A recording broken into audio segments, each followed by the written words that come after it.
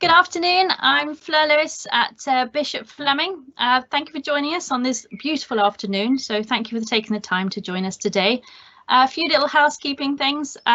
This is a live session and we'll have Q&As going through. So if you'd like to raise a Q&A, if you're on a laptop, then just press the kind of Q&A little button, this little chat thing, and we'll ask your questions. If you'd like to say which company you're from and you're happy to, then please do that because it's great to know who's chatting. I think if you're on a mobile, then it's slightly different. You'll get another screen, but hopefully it's fairly self-explanatory. So as I said, I'm Fleur. I'm a partner at Bishop Fleming, and I hope you've made yourself a cup of something delicious and you're sitting somewhere comfortable, or preferably in the sunshine if you can see your screen. I'm working at home along with our other 350 employees at Bishop Fleming. So welcome to my little rustic office, which about 6 weeks ago was quite chilly, but actually now in this warm sunshine is a great temperature. So I'm hoping that you won't get to meet any 4-year-old dragons or anything. I have sent them off, but forgive me if there's anything in the background. But I'm not here to talk about me today. I'm here to talk with Karl Tucker, who is, anyone that doesn't know him, Executive Chairman at Yeo Valley and Chairman of the Heart of the Southwest LEP. So I think I'll pass over to Karl. Perhaps you might like to just introduce yourself for anyone that doesn't know you. Hi Fleur, hi everybody. Yeah, so as Fleur said, I'm Karl Tucker. I'm the Executive Chair of Yeo Valley, which is a dairy company based in the southwest here, making yogurt, desserts, ice cream, etc. Quite a lot of yogurt actually. And since December of last year, I took over as chair of the Heart of the Southwest Local Enterprise Partnership, which covers Devon, Somerset, Plymouth and Torbay for my sins. So there you go, back to you. Thank you. So Karl, where are you working today? Is that your home office? It's my home sanctuary. Yeah, in here, nobody can get to me. And yeah, it's fine. It's a bit small, but it's become home and I love it. Excellent. And so for how is business at the moment? And for anybody that, I'm sure most people know what Yeo Valley is, but little plug for Yeo Valley. Actually, we just polished this off this morning. Yeah, Yeo Valley, very big in yogurts, find them in most supermarkets and delicious. But how is business in this current environment? Yeah, we're very lucky. We're a retail focused business. So 98% of everything we do goes into the UK retail market. So it's been reasonably embarrassing on some of the calls in the last couple of months when people have been talking about the problems they've been having in various sectors, not just food and drink, where we're able to say that our sales are up. Our sales are up about 10 to 15% overall, which obviously has its own challenges, but generally we're doing quite well. So what I mean, obviously we're doing well, but it is a challenging environment. What kind of things have you had to do to adapt to the current crisis? Yeah, I guess like all food and drink businesses that kept going because they were in the retail sector. In the early days, it was trying to deal with the guidance as it came out in the very early days. So the exec team were every day having to review what was coming out, how they were adopting things, the messaging to our staff. Obviously, with the media noise at home, people were getting quite worried quite quickly. So we are having to manage that. So I think the biggest challenge we've had has been maintaining confidence in our staff that it's safe to come to work. Trying to lean a little bit on the moral obligation that we have as a business to keep supplying product into the UK market, and that's gone very well. I think it's really we started last year an engagement program with our staff and with our managers about staff engagement, and this has really accelerated that program because the team managers, the shift managers have really had to step up and deliver on that work there. But we've done very well. We've got absence at about 10%. So that's about 6% above normal, with self-isolation, people in rotation doing that. But overall, we've managed to increase our output. We've increased our efficiency. We've improved our compliance to plan at what would have been a very difficult time. But as anybody knows, in food and drink, actually the factory is a very, very safe place to be. So if you can give them the confidence to come in, and then we put in the social distancing measures. So as you can imagine, at the end of filling lines, we've got conveyor belts where people stood opposite each other. So we've installed perspex screens where we couldn't have the 2 metre distancing, etc. We've just introduced temperature checking, which I'm not sure about the efficacy of it, but I think it just shows that continual progress that we're doing to try and maintain their welfare as being really, really important to us. We did introduce, there was a bit of confusion early on. The government said that you couldn't sell food through canteens. And if you've got people working a 4-on 4-off shift for 12 hours, they need to be fed. So we just took the decision that we would still supply food, but we just make it free.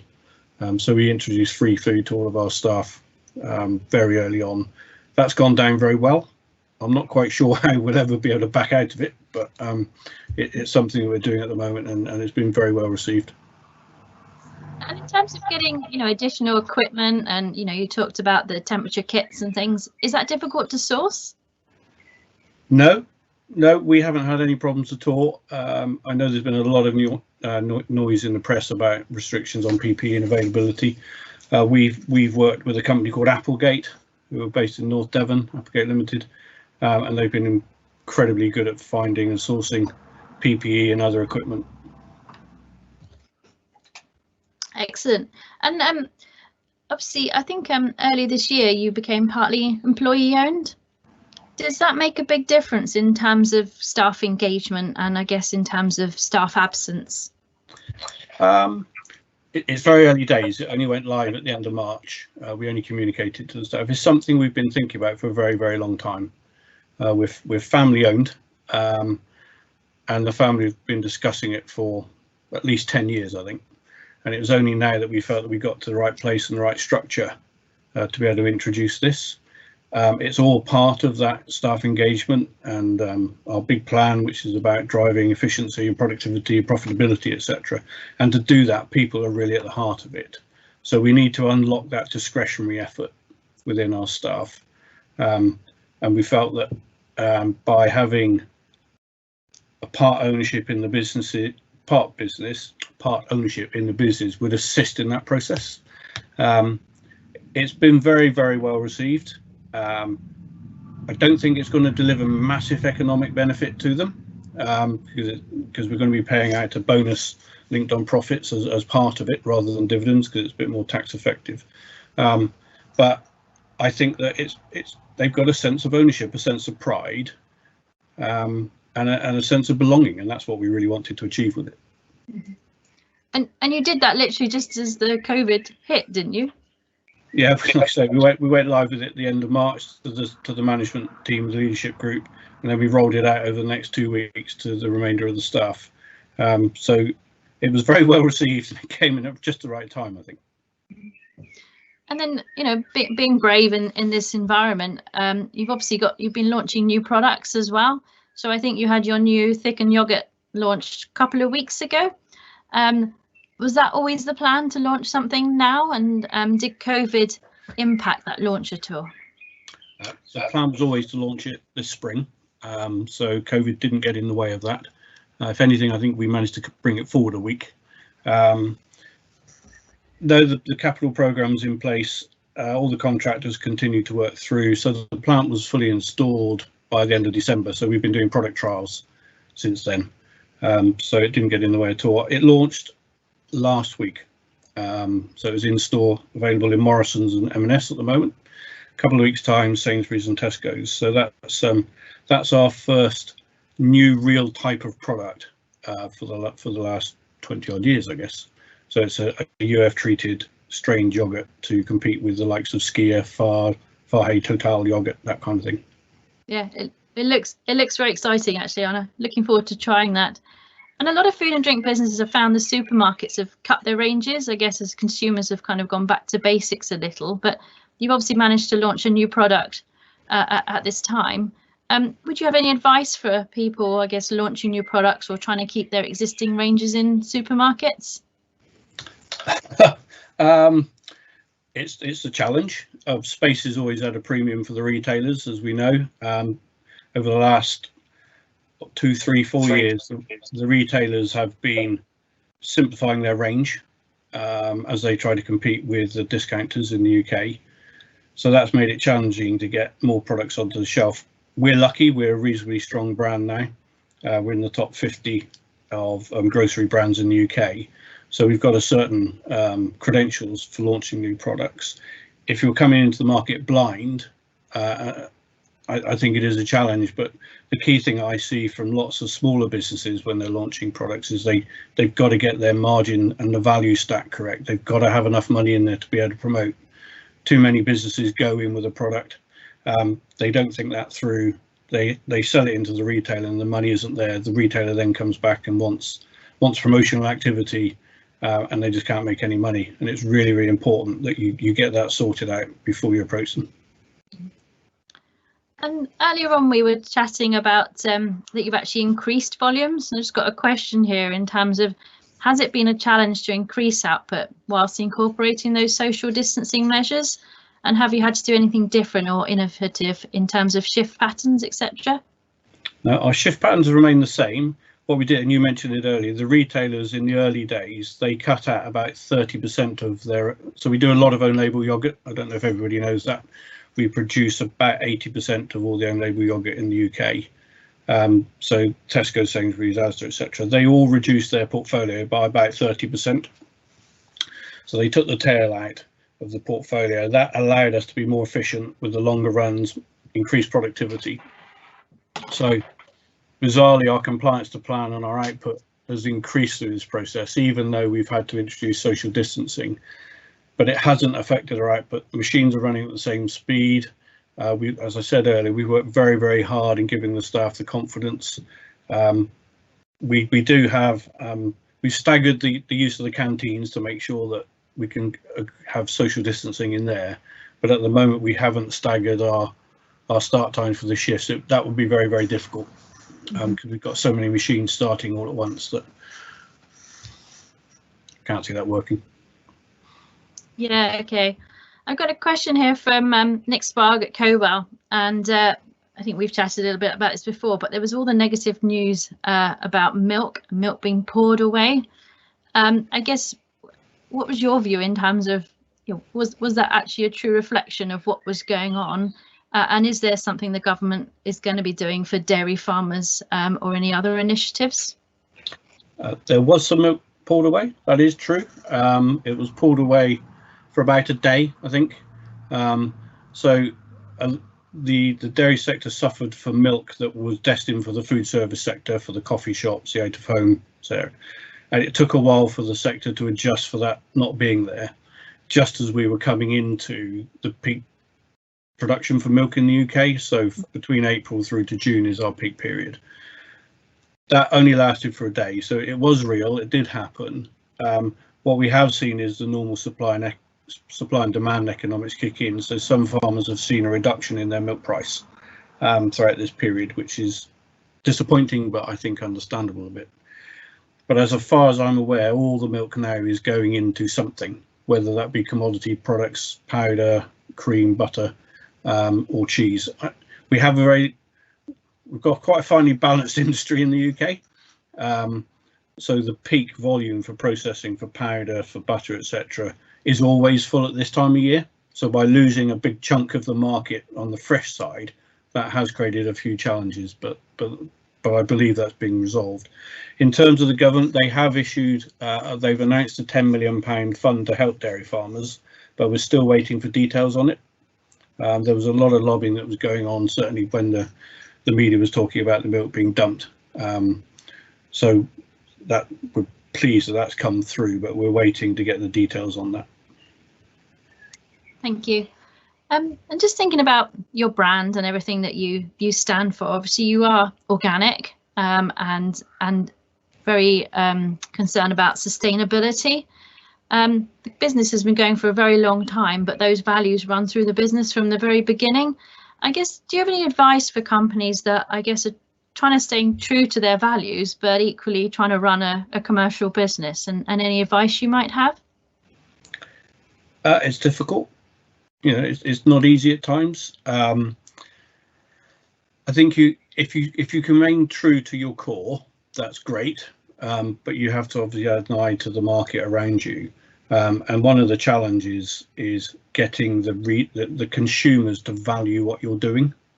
And if you don't have scale, and luckily we do have economies of scale which help us reduce the premiums for the organic cost of ingredients, for example, then it is challenging. But if you can find the messaging right, and if you can get your branding right, and you can get the consumers to value what you do and pay a bit more for it, then it will flow through.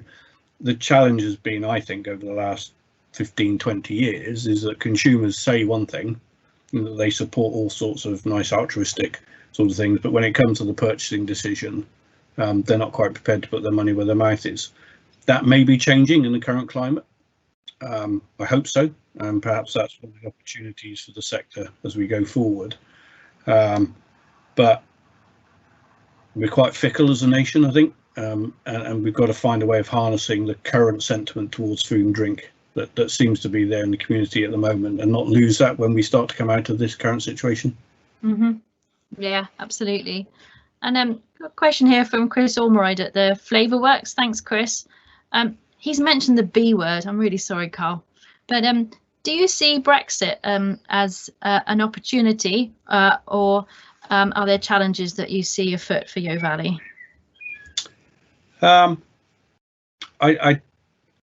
It depends what happens, obviously. The government announced some trading tariffs which they would bring in if there was no deal yesterday. Being very selfish, tariffs on imported yogurt would be great. So we wouldn't have a problem with that, as long as the ingredients that we use, so imported fruit, etc., don't get whacked. Then we'll be okay. I think there will definitely be opportunities for the food and drink sector in the UK. It all depends on what the nature of the deal looks like at the end of it, and there's so much uncertainty on that. Then I think we need to keep pushing what we've been doing before COVID came in for the government, making sure that they understand the implications of certain decisions they may make, and that's all gone quiet for the last 8 weeks, so it's clearly back on the agenda now. But I don't see any big challenges for Yeo Valley particularly, just opportunities. Yeah, and I've just got a question here, and I think it's linked to what we're just chatting about. And I did have a look at the FDF things yesterday on the trade charges and duty. And the question here is about picking up on the earlier Brexit question. And what was your initial reaction to some of the proposed duty changes published yesterday? Because I think they were quite confusing with what came out. I think they're always confusing. I think if you take a balanced approach, they were okay. I did see an NFU briefing, and 8 out of 10 of the comments from the NFU that they were in line with the things that they've been lobbying for. There are a few exceptions to those which I can't remember as I sit here now, but I think overall they were okay. You know, everything's going to be okay on the basis, certainly from my perspective, it's not what we wanted at all.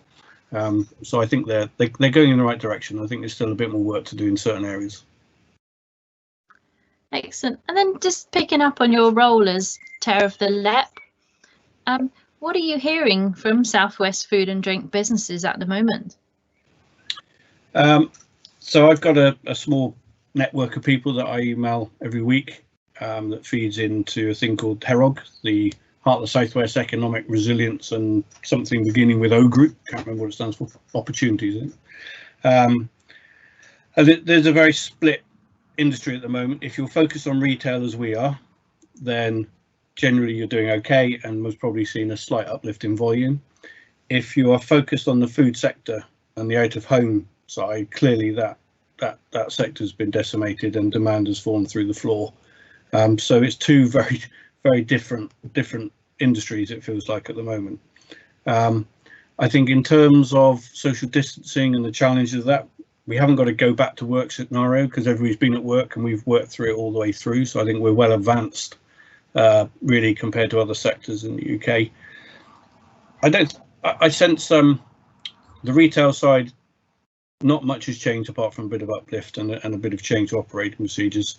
My concern would be for the bit of the industry that's focused on the out of home market, particularly tourism here in the Southwest, because I think that's a real big challenge. And when that may open up, if it's this year, I think we might be lucky.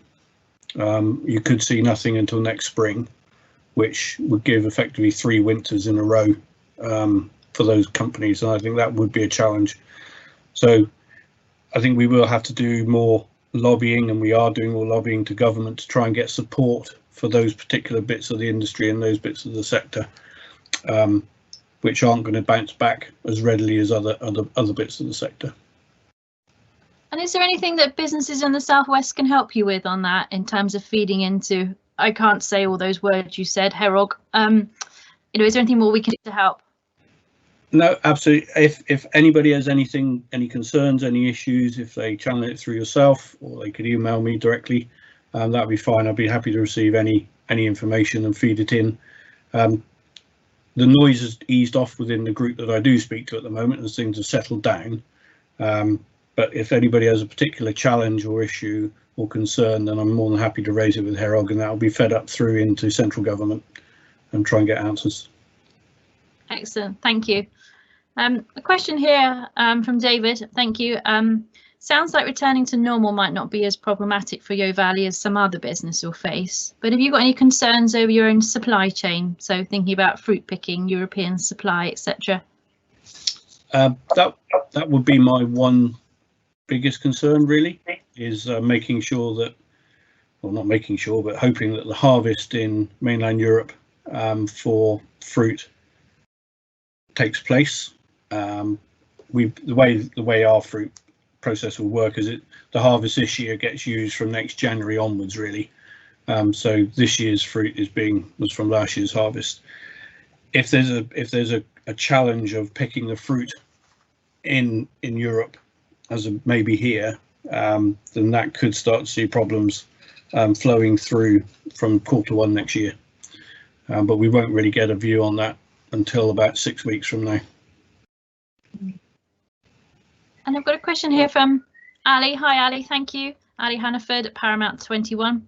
Has your ice cream business been affected by the lack of food service? And if so, have you needed or managed to access any government support? No, again, our ice cream business is retail focused. So if anything, we've seen an increase in demand then, as people have been staying home and giving themselves a treat of ice cream at home. We don't really service the food service sector at all with ice cream, and we don't certainly service the sticks and licks bit of the sector either.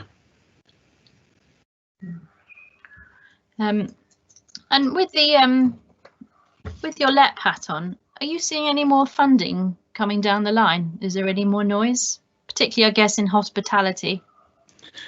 There's nothing yet. I mean, there was obviously the business grant scheme, business rate related grant scheme, which came in straight away. The 10,000, 25,000 figures, which have all largely been paid out. Most local authorities have some money left that they haven't been able to get out to businesses, which they're hoping to keep hold of to use discretionary.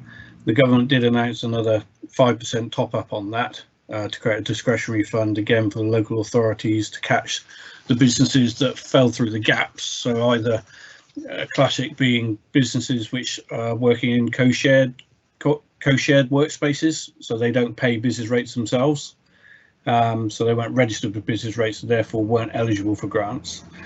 So there's money there which is going to be flowing through. Those grants, as I understand them, were due to take you up to the end of June, when I guess they were hoping that things would start to get back to normal. We are starting to lobby for additional funding, particularly for hospitality and tourism. Excuse that, the tractors are going by. If we don't get to open up this season, there are tourism businesses now that are already mothballing because they said there's no point in opening this season. So that's been probably my biggest concern at this point with a LEP hat on, is how we protect those businesses through to next spring, assuming that that's when it could be. We've got a call on Friday with a couple of ministers from Bays where we'll be raising this again. And hopefully they are making noises about they recognise the challenge. They haven't yet given us the solution. Mm-hmm. Moving on to plastics. I've got a question on plastics, and plastic is an important component of the packaging in your products. Although actually, I think your plastic's recyclable. Is that right? A large part of it is we're aiming to move everything in the brand to rPET, so it'll be made from recycled polyethylene, tetra, whatever it might be, and then it will obviously be able to be recycled as well. So that's the aim. I think COVID may have held us up a bit on that, but certainly by 2021 we're looking to have moved everything over to rPET. Excellent. I have another question here on new product development, and we talked about your new yogurt, the super thick. But the question is, what is your appetite for new product development? So if retail sales are up, are you seeing opportunities open up? So are there any other opportunities? I don't know whether you can talk about everything that's coming down the line, but is there anything that that you can talk about that you might be seeing as opportunities in the future? Well, the biggest launch we've just done for a long time is this super thick yogurt, which we discussed earlier. We are looking at a few opportunities for the future. None that I'd like to disclose here, though, and they would probably involve more capex than I'd like them to involve. But I'm sure that'll be the course of life as normal. I think it'll be 1 million, and it'll end up being 4 million or something. But I think will new opportunities come in? I don't know. We've got a very complex food sector and a retail sector in the UK. This scenario has hopefully, and I mentioned this earlier, I think created an opportunity and a sentiment of back towards food and the value that food has for people. Forced upon them partly because they thought they weren't going to have any, but suddenly that makes it more relevant to them. The key for me is, how do we harness that? How do we make sure that going forwards we don't slip back into food being a fuel for the majority of the nation and losing all the inherent value? The food and drink sector, as the people on the call know, has very, very slim margins, often unsustainably slim margins. For that to be addressed, we have to get consumers to really understand and buy into the value and the inherent value that food has. And I don't know how we do it, but we've got an opportunity, and I think we have to work out a way of trying to shout about that and harness that sentiment that we've seen develop over the last 8 weeks. Yeah, there's been a lot more interest in kind of farm to fork and home baking and home cooking, and let's hope that continues. So particularly for the Southwest, it's quite important that people understand where their food comes from. Absolutely. Just in terms of general advice on food and drink businesses, is there any advice you might have at the moment? With regards to what? Everything. No, the current climate, I guess. I think the biggest one at the moment is engagement with your staff. They are the heart of your business. Without them you can't be successful. So engaging with your staff in a way which makes them feel valued, safe, and for them to sort of buy into the value of the products. And I know that from the businesses I visit, most of the employees in the food and drink sector really buy into and have an empathy with the companies they work for. And I think if you can harness that, and if you can get them to believe that their best interests are in your best interests, and I'm sure a lot of businesses are doing this anyway, but at the moment there's lots of noise in the media about, and the media in the UK have their faults, of which there are many, but constantly feeding out the fear that they're putting out into the general community, I think is quite a challenge. And when you're trying to convince everybody that you've done everything you can, you've done your risk assessments, you've introduced social distancing measures, you've introduced shielding measures, you have to keep working at it. And if you can get your staff on board, then I think at the moment that's the best thing you can achieve.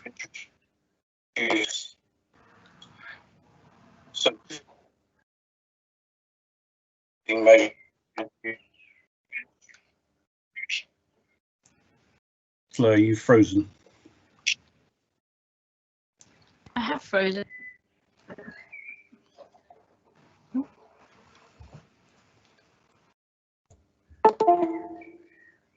Fleur, are you back? I am not back. 1 second.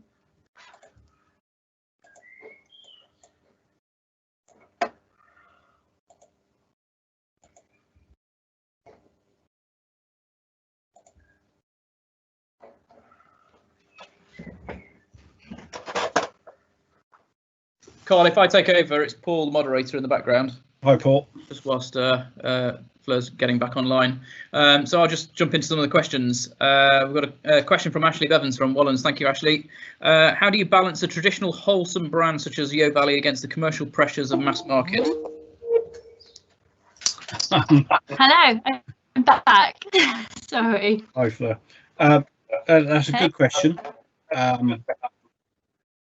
You just have to keep working through it, I think, is the honest answer. We do a lot of own label business, as I mentioned earlier. So from a yogurt point of view, roughly 60% of what we do is own label, which does have all of those hard-nosed commercial pressures. What we like to think we bring is a slightly different model to the general corporate model. So we are a real place, we're a real company, we're a real brand, and certainly the retailer buyers that I deal with like that.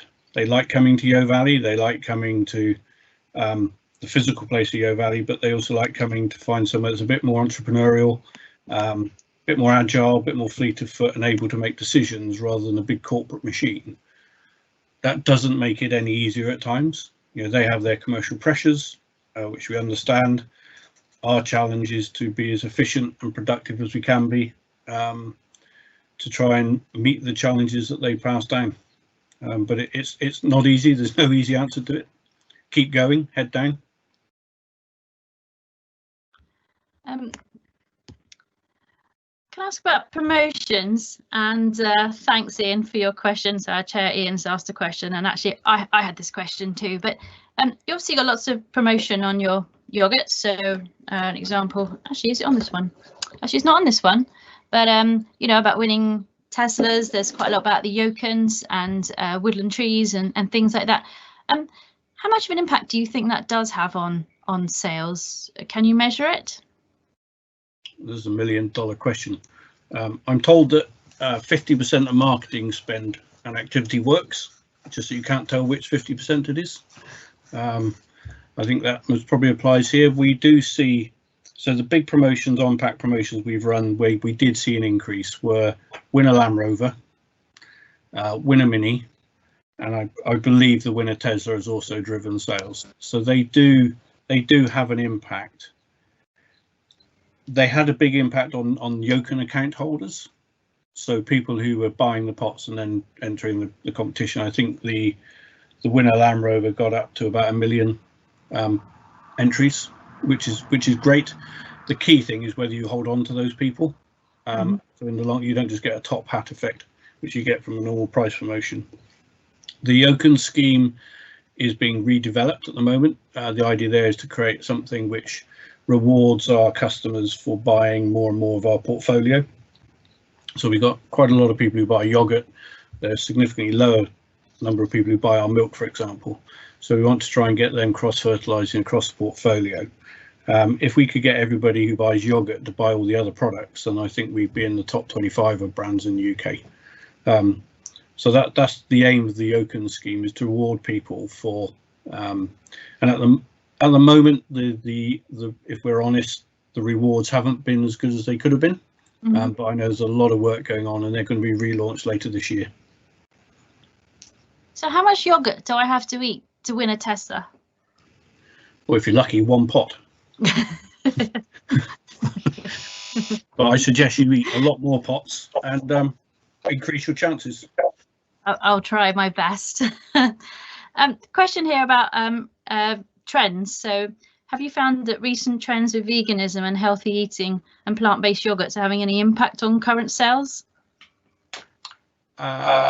We're still growing, so whether we'd have grown a bit quicker if those bits of the market hadn't been growing at the same time, I'm not sure. It's something we keep an eye on.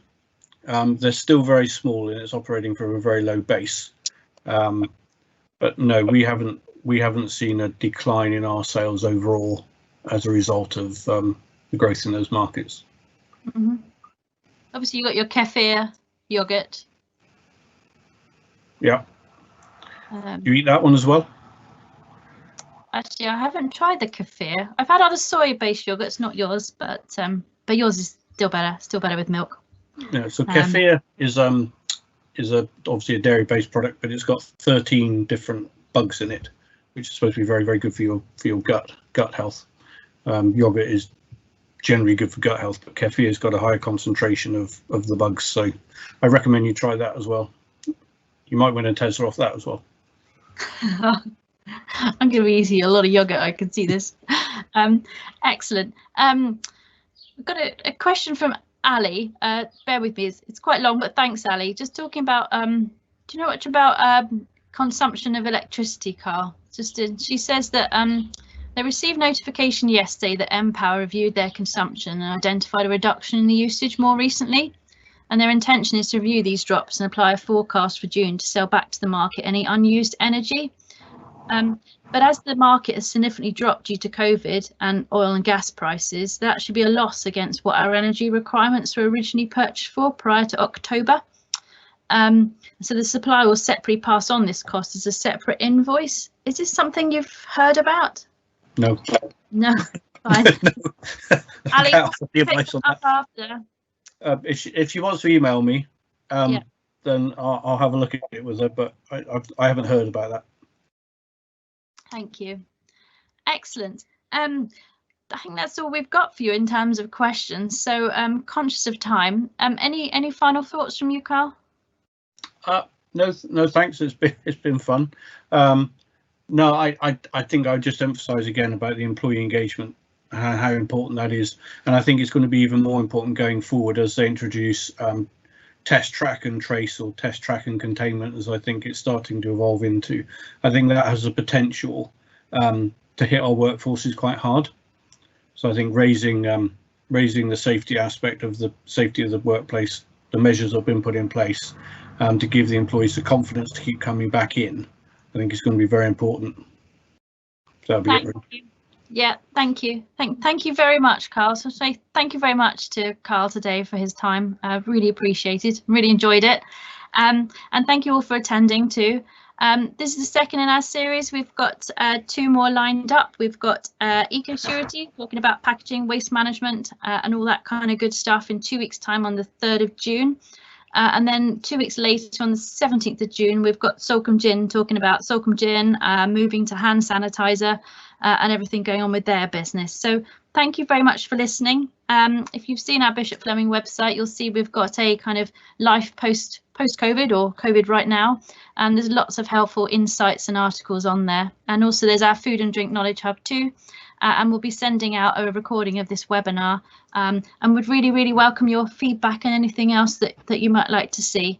So I think that's all from us. But if you've got any questions or anything you want to follow up after, then please just drop us a line.